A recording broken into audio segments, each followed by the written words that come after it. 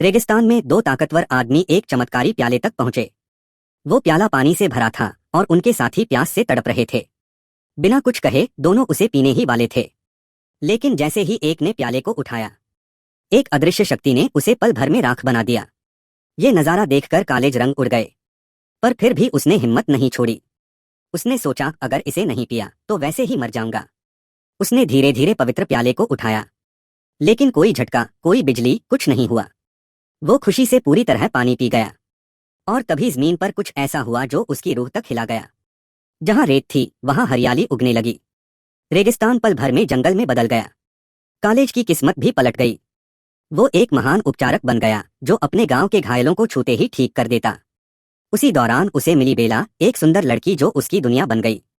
बेला को इम्प्रेस करने के लिए उसने अपने चमत्कारी हाथ घुमाए और एक सूखे गमले से सुबह सुबह की बेल निकल आई।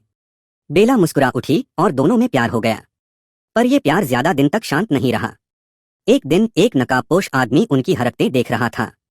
उसका मिशन था वो चमत्कारी प्याला वापस पाना। कालेज को कुछ पता नहीं था।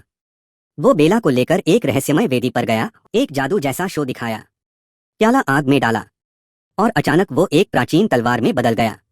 कालेज खुशी से उछल ही रहा था कि नकाबपोश ने हमला कर दिया और बेला को बंधक बना लिया। लेकिन बेला कोई आम लड़की नहीं थी। उसने एक चालाकी से नकाब उतारा और हमलावर की पहचान उजागर कर दी। गुस्से में आकर उस आदमी ने बेला को चाकू मार दिया। कालेज की बाहों में तड़पती उसकी प्रेमिका, और फिर गुस्से में जलता उसका दिल। तूने उसे मारा, अब मैं तुझे खत्म करूंगा। लेकिन तभी बेला फिर से जिंदा हो गई।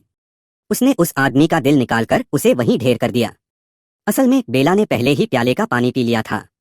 वो अमर बन चुकी थी, पर उस अमरता की शर्त थी, उसका दिल कभी न टूटे। मगर कालेज ने उस दुश्मन को माफ करने की बात कह दी।